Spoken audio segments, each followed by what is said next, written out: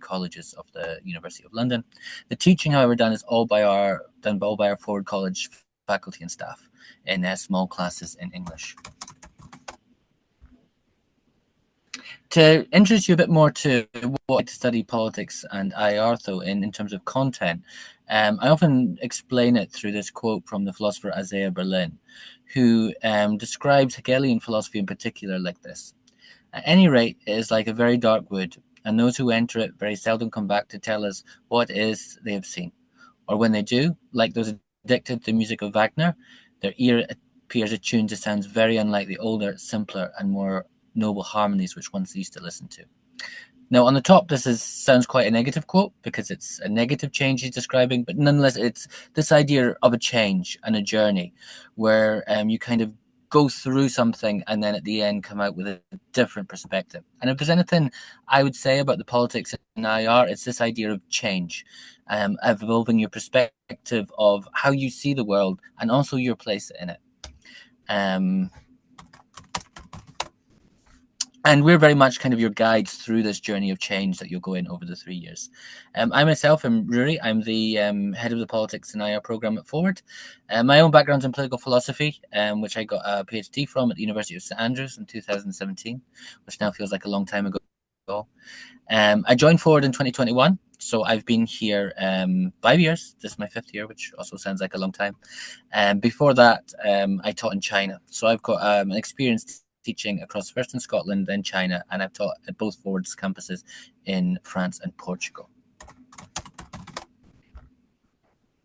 I'm, of course, one of your guides. We have a few across your different stages. In year one, you have Thanos, who is our political theory man in year one, from Greece. Antonio Dias, who is our political science expert in democracy and parliamentary studies, the native to Lisbon. We also have a new fellow joining us this year as well, Anna, who will be doing the IR.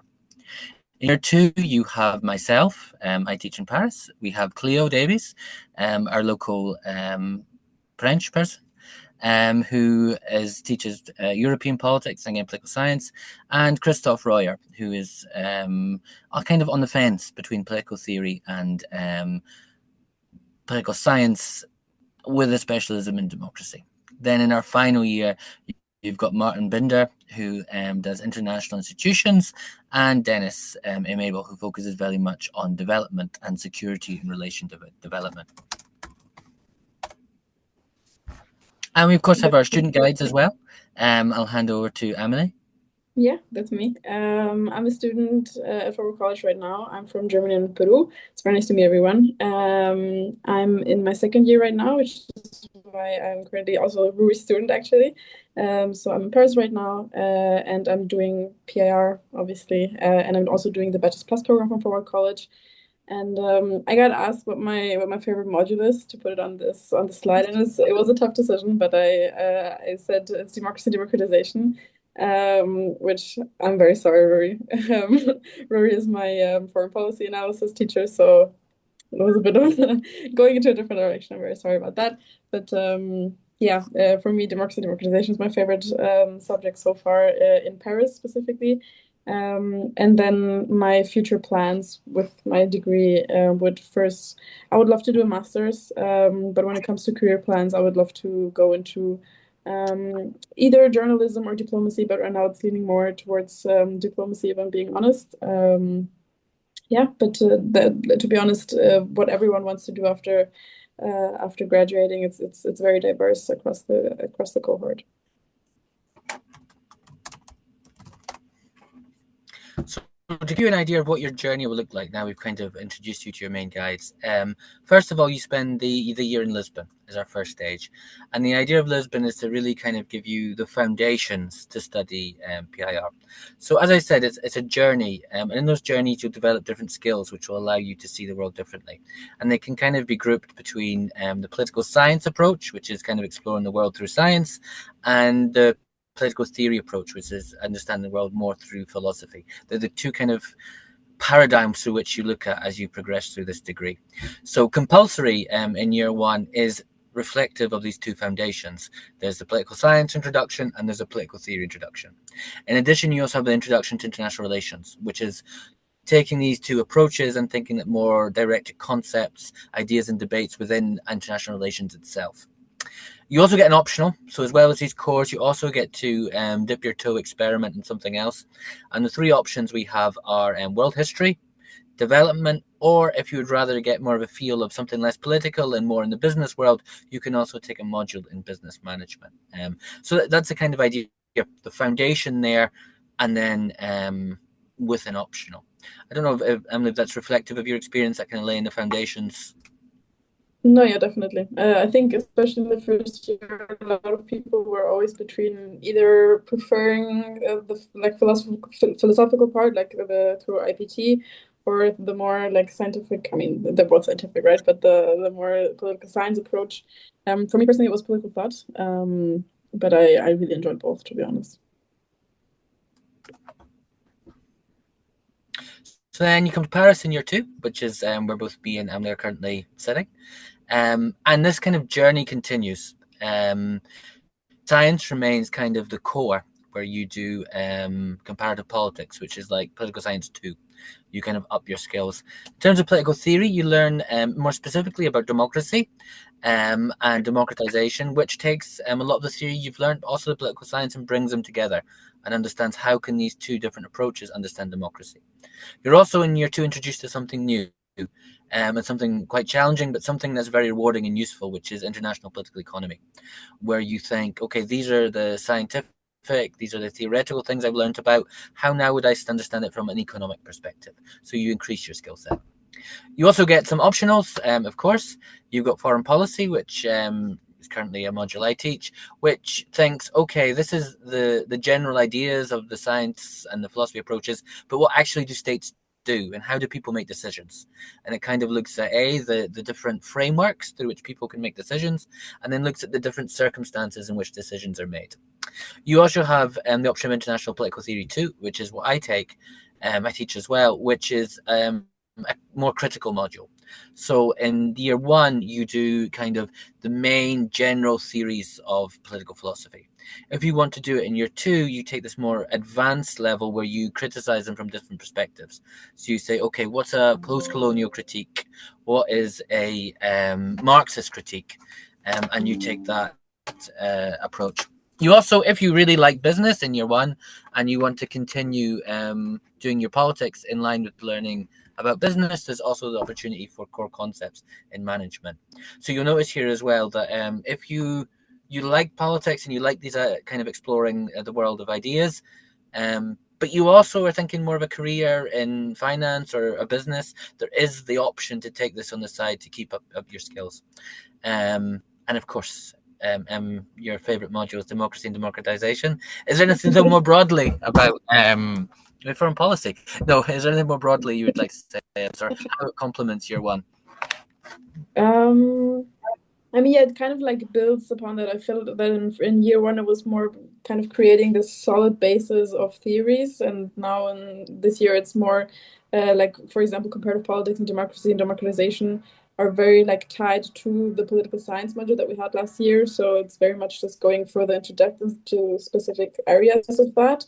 And then, I mean, foreign policy analysis in my head is more tied to international relations, to the international relations course, but it's still more like, I would say it's almost like more recent in a certain way.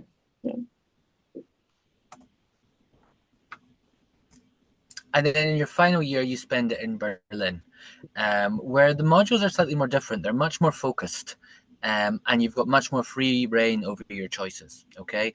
So you'll notice quite a lot of focus on development, and in particular, how to respond to issues that may arise in development. So there's complex emergencies and humanitarian responses, which is very specific on sort of an emergency and how to respond. Development management, which is more tying it a bit with some of the management skills and learning how crises are managed, so a little bit more practical. There's also the environmental politics option, which looks at development from an environmental perspective. There's then also the more specified IR modules. There's international organizations, which It's compulsory if you've not taken foreign policy, otherwise it's completely optional, which looks at the United Nations, NATO, and tries to understand them more specifically. Or there's the opportunity of security in international relations, which looks much more on the hot topic of security, how things are securitized and what's a priority. You also, in year 3, we launched last year our first dissertation module, which if you get a grade of 65 average over the first 2 years you can take, which allows you to pick one subject that you've studied up to year 3 in more depth with your own research topic. And then rather than completing the normal cycle of study for a year and set a final exam, you spend the year doing and writing your own research dissertation in 10,000 words, getting much more deeper into the topic you would choose to do. So what does a classroom actually look like? If this is a skeleton, what does the day-to-day look like? Well, one thing to say, if you really want to understand what IR is, it is that it doesn't want to just understand facts about the world. It's not just about learning facts. That would be more like journalism. What it's much more interested in is why things happened, okay? And if we can understand why they happened and how they came like this, how could we also change it? And this is why we put quite a lot of approach or a lot of focus in PIR on theories and methods, okay? And trying to understand how different theoretical and different methodological approaches can make us see the world in different ways, okay? So a typical class involves not just therefore passively learning facts, but trying to see the world in different perspectives. So adopting, say, a Marxist standpoint and maybe debating against a conservative standpoint, or thinking about how a feminist economic perspective would criticize a neoliberal hegemony. And often these can happen in debates, but not only debates, also in role plays and so on. I mean, what's your experience, Emily, of the forward model and how we do this, the kind of active classing? Do you find it helps your pedagogy and your learning? I mean, for me, for sure, I think that's one of the biggest plus points that Forward had for me personally, and just in the way of learning and studying. Because I feel like if if I were in a big lecture hall with 400 different students, and there would be I would just be not necessarily involved in class, I feel like it would be way easier for me to get distracted or to just not actively participate. While as here, I feel like it's very accessible in a certain way. Like it makes it easy to participate. It makes it easy to engage. And it's also always very diverse in the way that it's approached, because I mean every teacher obviously has their own method, but still all of them try to make it very interactive in a certain way. So through debating, open discussion in class or role plays, I've really enjoyed studying in that way, definitely, because I feel like it actually makes me put myself in the position, for example, of a certain topic and actually try to view things through different lenses. So I found it really helpful so far.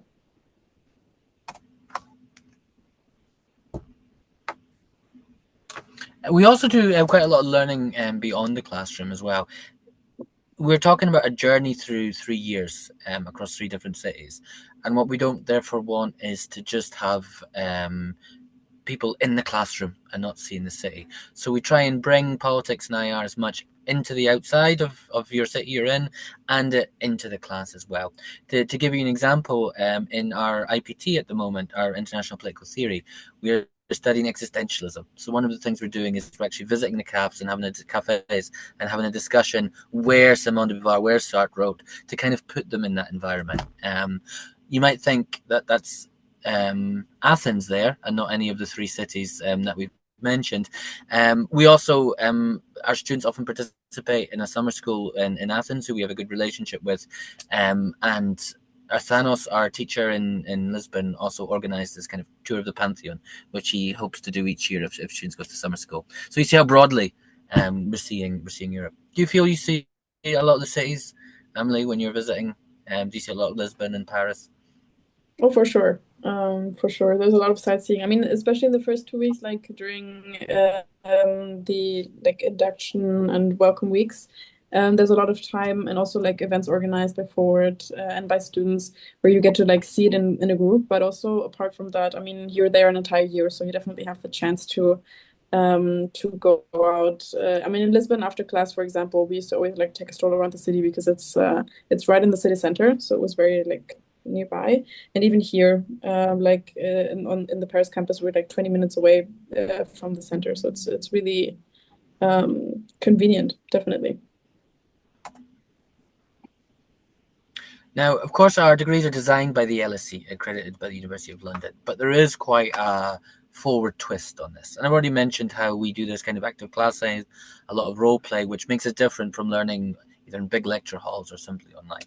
We also ever like to give our students quite a lot of agency in creating the class where it's allowed. There's some examples here where students have said this is missing from the LSE.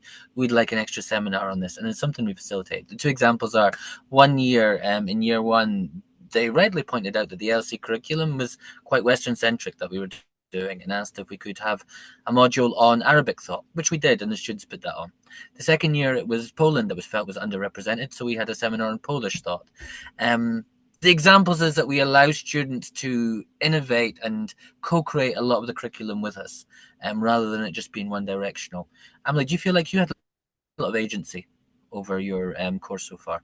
Yeah, definitely. I mean, because like you have a pretty like not personal necessarily, but you have the ability to like actively talk to your teacher, and because they're such small classes, it's very like hands-on, I would say, in a certain way, where you can really just like ask the teacher questions at any point, and you can also like suggest things like what you just mentioned. But also, for example, I mean, even right now in Paris, also the fact that we're doing the like international political theory, like thinkers, where some students were sad that they had to choose between foreign policy analysis and international political theory. One of them being me, I was very upset about that. And so, because I was very interested in international political theory, but still chose to do the other module, a bunch of our students came to you, Ruri, and actually asked if we could do some of the thinkers. And you also proposed to then do a couple of sessions for each of us, which so far the sessions that I've attended, which were on communitarianism and Hannah Arendt, were super interesting, because it's, I mean, most people I would expect studying this are genuinely like interested in also seeing politics through different lenses, not only through what we see in class. So it's definitely a lot of possibility for students to engage and also ask for things that they feel are lacking, and it usually gets heard. So yeah, the two examples I've given here are from previous years, but Emily's right. This year we've been doing these philosophy evenings, so it's been like after class hours, looking at philosophers that students vote to discuss on, and having these philosophical sessions, which of course is additional to the LC curriculum, something that we're adding in. We also, of course, have guest speakers that often come. I've just listed some examples here. Emilian Kowalski from Jagiellonian University, King Ho Lung from the University of St Andrews, Jasmine Ghani, also from the University of St Andrews, Chantal Yono, the French Secretary of State Ecology and Sport, so, you know, academics as well as people working professionally in politics, Naveed Sheikh from the University of Kiel, Karine Rinsman from Edinburgh University, and Julian Wuchen. Would you like to pronounce German for me, Emily? Buchapfennig. Thank you. From Hertha School in Berlin. So you can see quite prestigious guest speakers we've had come and speak here from universities across Europe, getting quite a vibrant academic community where it's, you know, us giving some extra as well as from the LSE, and also this quite vibrant series of guest speakers as well brought in. Careers, which of course always coming to crunch talk about politics and IR. What can I do after this, and what's my investment in? My answer to this is usually that it's one of the most versatile degrees you can have, with quite a versatile options afterwards, because it teaches you a lot about the world, how to look at it and think critically. So kind of some of the main areas people have gone into is public administration, defense, education, management and consultancy activities, legal and accounting activities, financial services. Of course, Emily's mentioned journalism as an interest as well. I often say this each year in the webinar, and then when I think concretely, how do I advise, and I'm a philosopher, how then do we give this kind of concrete advice on how to move forward your career? So something we've started recently in Forward College, and we're developing is this guest series in IR, career speakers.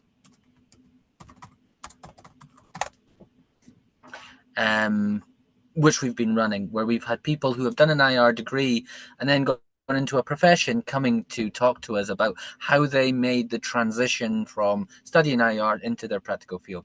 So these are much more like practical career building advice rather than normal guest speakers. And you can see some of the diverse careers that people have gone from degrees in politics and IR into, that we've had come and talk. Things from, ones you might think are quite obvious, like aid and humanitarian work, and international organizations, to things as diverse as banking, legal professions, and video games design. So quite a lot of variety with the degrees. And they tell us, okay, Rory's teaching the academics, but what should I do practically to build my CV? And these people come and give advice on how to do that.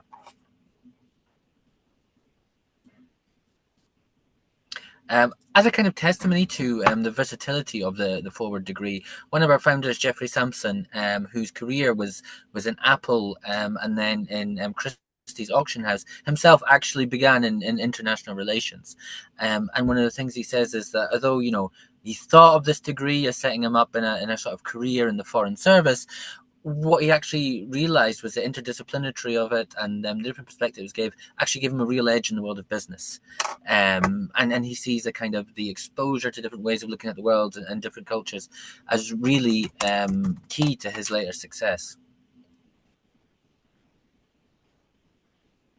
To give an example, though, from one of our own students very recently, who took what you might think is the more traditional approach with a PIR, or the careers more, you might immediately think of politics and IR degree.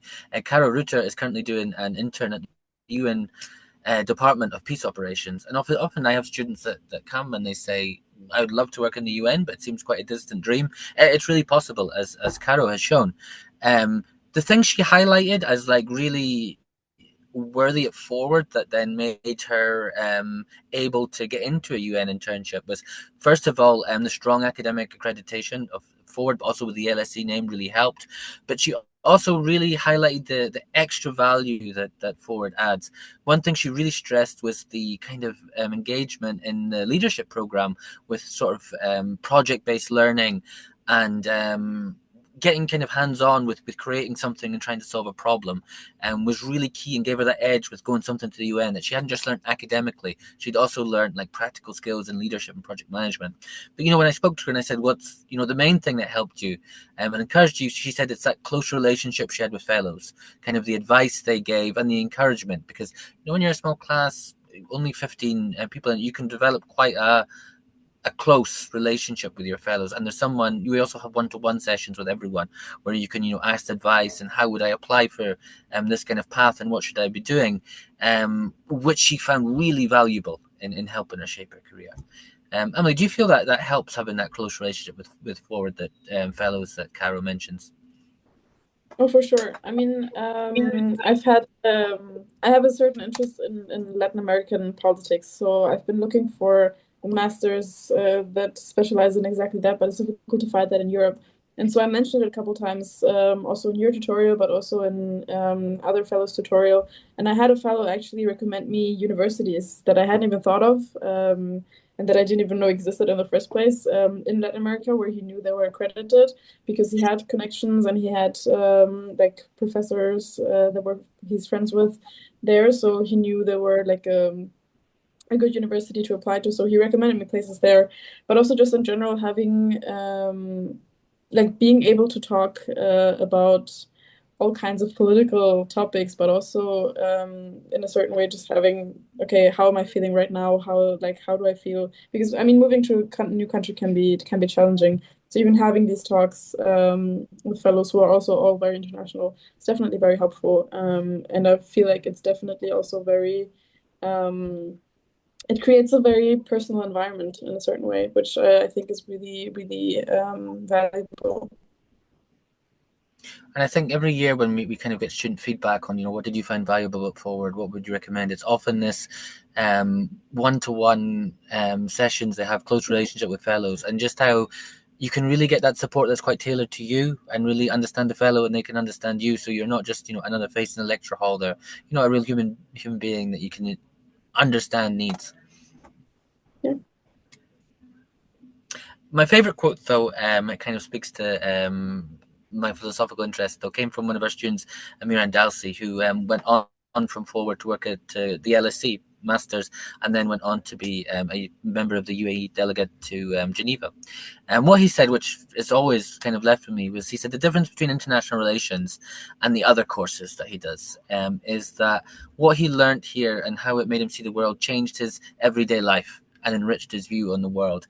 And he said to me that, some of the other degrees told him how to be maybe a better employee, but he felt that really IR helped him be a better person, because it, made him think ethically about the world and how it is and with his place in it. And it spoke to what I feel is the kind of journey you go on through this, which helps you, understand yourself and your place in your world in it, not just learn applicable skills. Yes, you get the skills. Yes, you'll meet people who can tell you how to get into this career and what skills you should develop. But as a whole, this kind of evolution as a person that the degree program can offer. Okay. How to reach us? We have here the kind of 4 contacts of the people within recruitment: Clement, Gary, Bruno, and Christophe. If you have any questions about applications into Forward.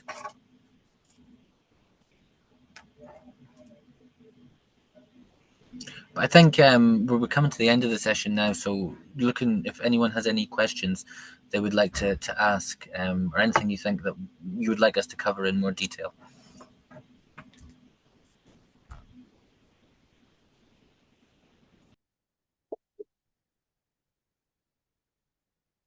I should say, please feel free, if you don't want to raise your hand to ask a question, to type them in. That's also okay.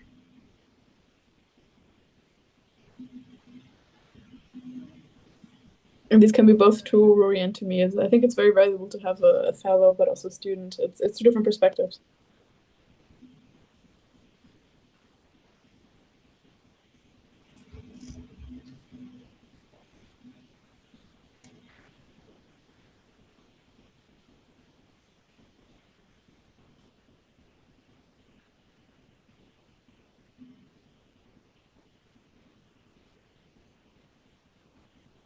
No questions at all? In the Q&A part, there's a question asking, I was wondering if you could provide more information on the duration of the classes and how do the schedules work? So the classes are 2 hours long. The last 2 hours with a 15-minute break in the end. And you have 1 class per module each week. That's for your academic, and then you have your project, which you do with PBL, the leadership program and the personal development. I don't know, Emily, if you want to fill in more about what you do in PDL and project-based learning, but the academics is 4 classes of 2 hours each week. Yeah, and also when it comes to scheduling, I have to say a lot of it comes down to your own scheduling and how you manage your time. So the fixed thing given by Forward are the scheduled timings, so are the classes, sorry. So these are, as Rui said, 2 hours each. But then around those classes obviously also comes time of preparation when it comes to self-study, time of group study as well, which we call learning cells. And both of those are organized by yourself and your peers together. So you kind of like organize your time in the way that you prefer best for you. So there's people who prefer to study in the evening. There's other people who prefer to study at 9 in the morning, which personally couldn't be me, but I know some people really, really thrive at that time. So it's really, really up to everyone on organizing their own schedule when it comes to studying. And then the classes part obviously is pretty fixed. So I see a question just in the chat on which subjects you recommend that we choose during each year. I take it that's a personal question of what we would recommend.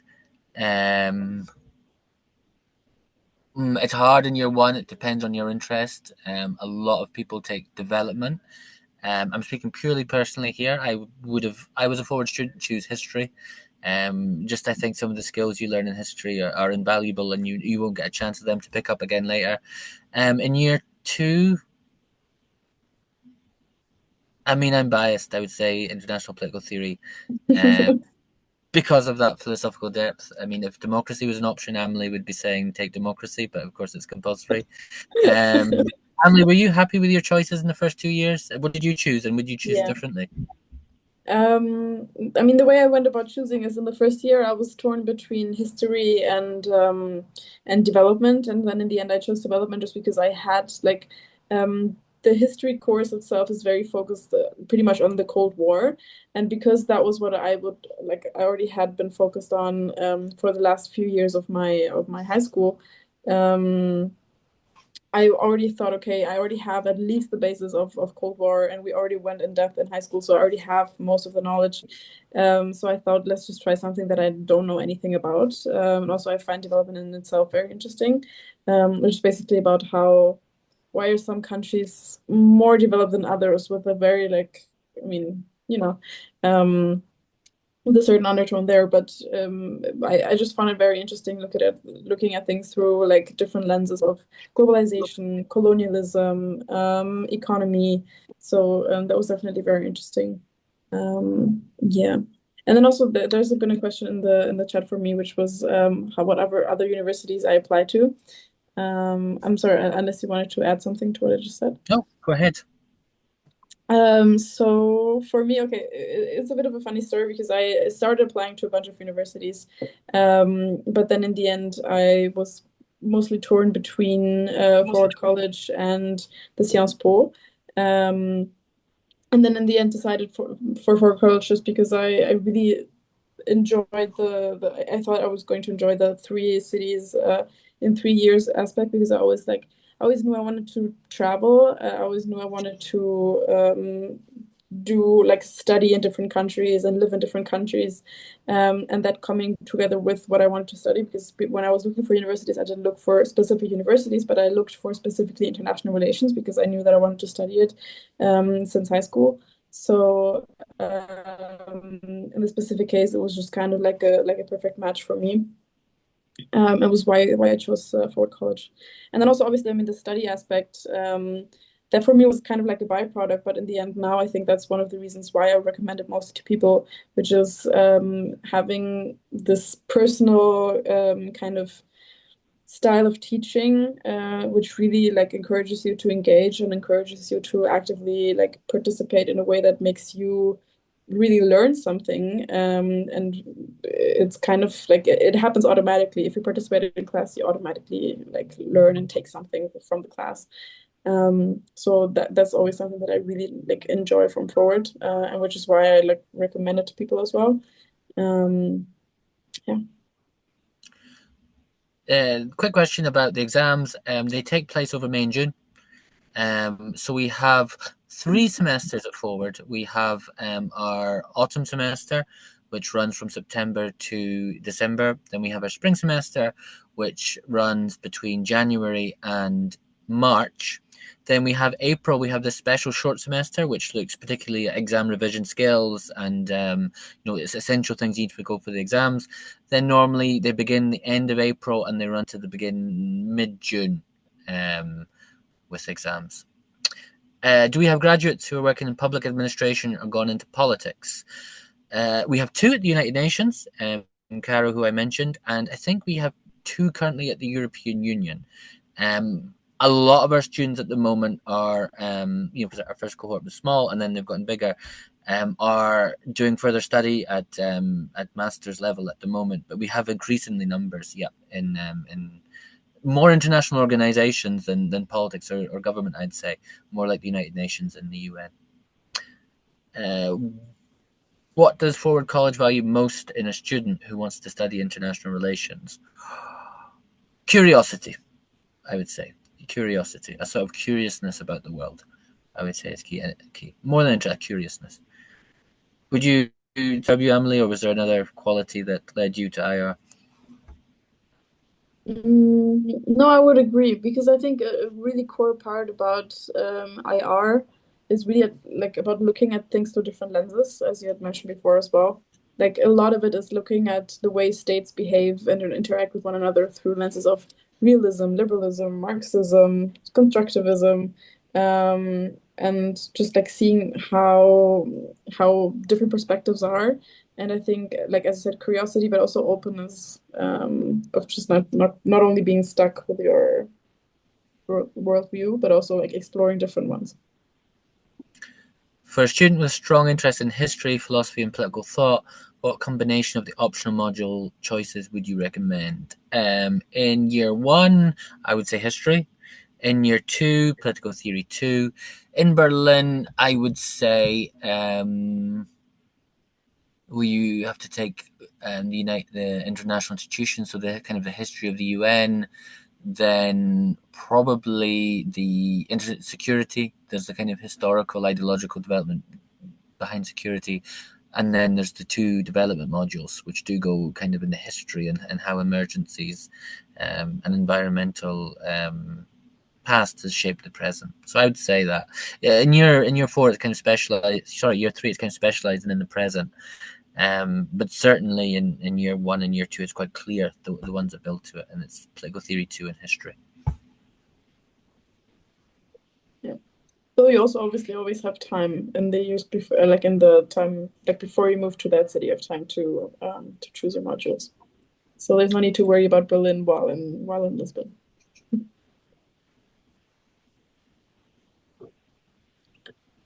Are there any further questions?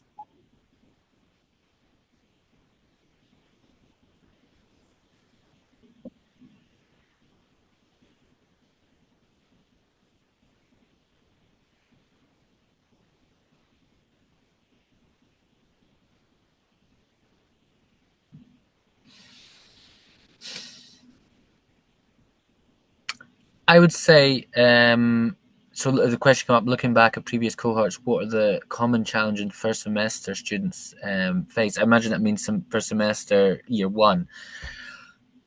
I think one of the biggest challenges is that because we're quite a diverse cohort, there's quite a heterogeneous styles of writing and learning and doing examination. And the first year is kind of understanding, because we're set by the LSE, how do I adapt to the very English style of writing and education?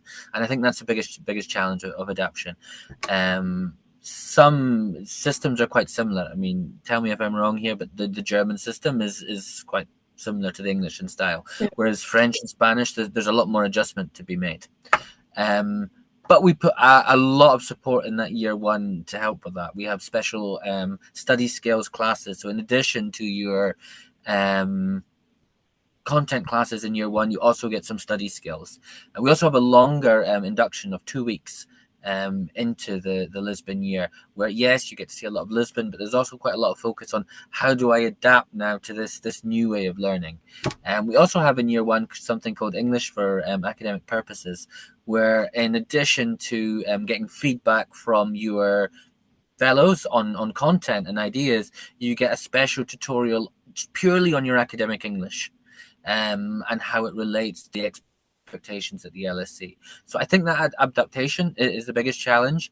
But looking back over the years, we've built a kind of scaffolding in to help with that. Does that resonate with your experience, or is there other challenges you would highlight? No, I mean, there's obviously different challenges when it comes to moving to a city and then the social aspects of it, which, to be honest, in the first year, there's a lot of support also. There's a lot of like events happening, etc. But when it comes to academics, I think that's definitely probably the biggest part of just getting into that.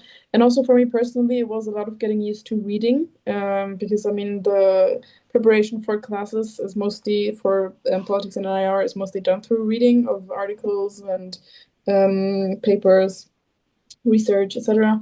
Sometimes a fellow likes to throw in a video or podcast every now and then, which I really like as well.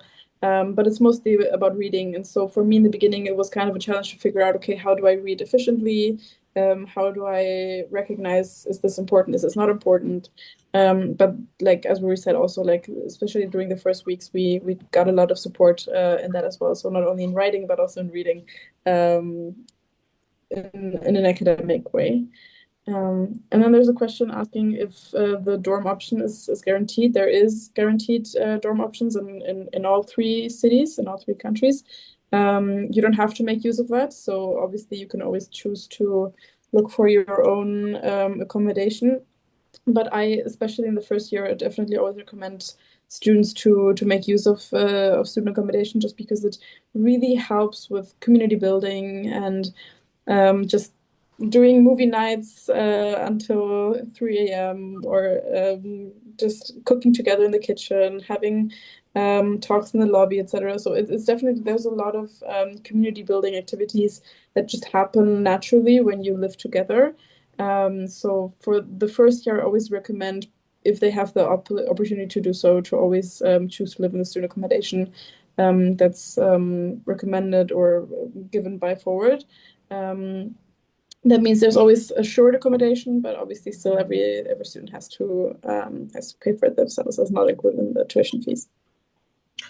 Just to add to that as well, if you're in Paris as well, if you stay on campus at Cité, you not only get access to the Forward services, you also get access to Cité services. So you're part of this much wider research community at the university.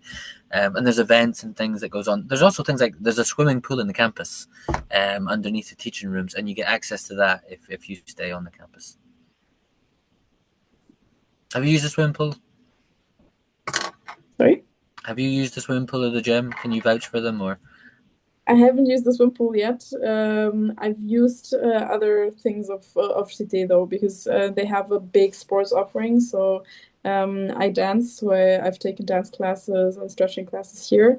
And it's really really nice because there's it's a big complex. So there's a bunch of different like options for both music and sports, but also cultural offers like going to visit the theater, etc. That just make things way more accessible because you also live nearby, and it's definitely very like I always recommend Paris actually. I don't know about Berlin because I've not lived there yet, but for Paris definitely, it's a big convenience to live 5 minutes away from campus. What does a typical class look like? They're an hour long, so I mean they vary a bit, and of course we're, as with all live events, they can change as we go, and slightly different with different fellows. But normally, they begin with a kind of introduction from the fellow, and then there's normally activities. So to give you the example of my class, we have the introduction. Then our first activity is normally just going over the reading to make sure everyone's on the same page. Then we'd have a break. And then in the second hour, the activity would be more something interactive. So it could be a role play or a debate or a project based on what we've been discussing. And then the end with kind of a short 15-minute reflection, which kind of summarizes what we've discussed, what we've learned, and thinks, okay, how would we apply this to, say, the exam? What's the takeaways, or to an essay? And what's the practical application of this? Does that match your experience across different fellows, or is there anything I've missed that it maybe occurs in other classes? No, that's pretty much it. I mean, there's definitely different approaches, but more or less the same structures being held in, where you have the like first hour more focused on not revising, but like on going much depth on the topic, and also answering any questions that the student might have had during readings, etc. And then the second hour is mostly activities, as you said. The activities are then mostly what differentiates or what differs between the fellows. So we have one fellow, for example, who prefers to do more like group work. So we get put into groups and then we discuss different topics together. And then in the end, we get together in the class and share the different like opinions and thoughts of each group. And then we have others who prefer more presentations. And I noticed in your class you do a lot of like role plays, which I really enjoy as well. So imitating scenarios, like for example, last week it was this week actually was the Cuban Missile Crisis from an American perspective, which is also very interesting. Do you have any feedback on students that already have finished the degree and their degree of satisfaction with human experience, learning experience, and capable to go to the labour market? I don't have any stats at my fingertips. I think there's some more general webinars for Forward which might have them to attend sort of introduction to the university more widely. From sort of anecdotal, yes, originally we had a lot of students who, if they didn't go into further study, they went into more a business direction. And there was quite a lot of satisfaction with that. And it was especially how the forward model in particular mixed that kind of project-based learning and leadership with academia. Increasingly, we do have students go more into jobs, as I said, like the United Nations or with the European Union. And again, the satisfaction was pretty high. And what they valued, again, they highlighted like those that went into business, the kind of project management, but they also highlighted very much the kind of the one-to-one discussion aspect. I think especially for something like kind of the United Nations, where it's like imagining working in that, the ability to talk through someone but your application and kind of give you the confidence to apply to something like that. I know you're capable and you have that background is something they've found very valuable. So yeah, we have had satisfaction. We have quite good, I think, really good employment fulfillment at the end. Otherwise, I say I don't have the stats at hand. I think we have a video linked here. But yeah, we do. How many hours per week would you say students should expect to dedicate outside of class? It is about I think it's about 7 hours per module. I think is that 7.20. It's about that, yeah. What would you say, Emily? Yeah, I mean, it really depends on how much time you actually invest into it. But there is definitely a need to catch up and to actually like doing the readings. So I would say at least 3 hours per module. A lot of times it's more. Yeah.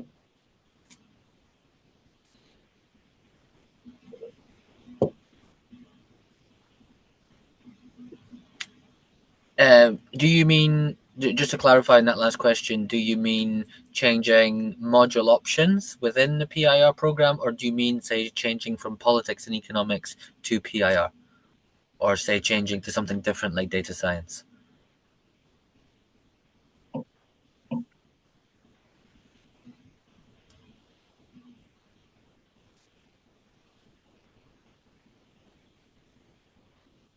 Inside the PIR program, well, you only pick your optionals each year. So you don't have to worry, as Emily said, about what you're going to take in Berlin until you go to Berlin. Okay?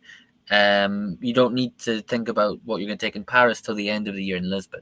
Once you've actually made you've chosen your optional, normally you've got the first few weeks cooling off period. So it's maybe 3 weeks you can change, and then you're locked in. Yeah.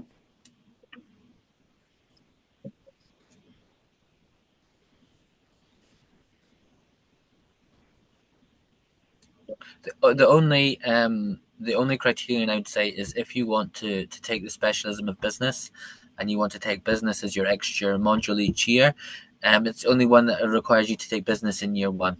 So the one that you would really need to take a lock in early is if you want to do the business track.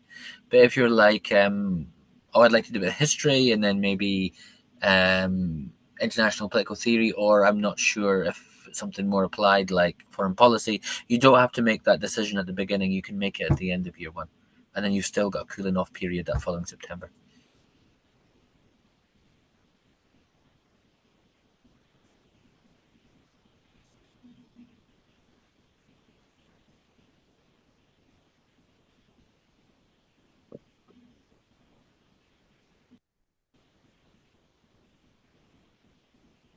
Where we have about 2 minutes left. So I think we would have time to answer one last question.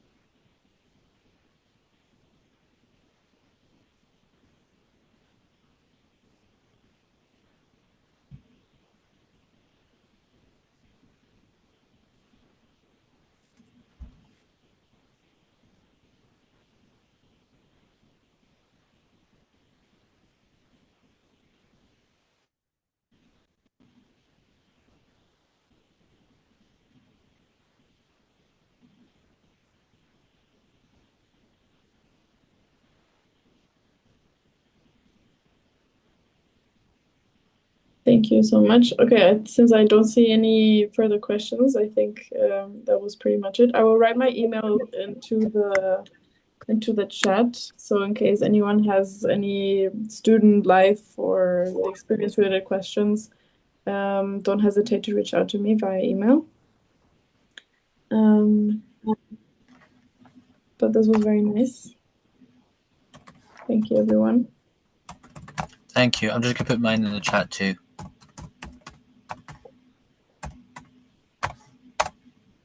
Okay.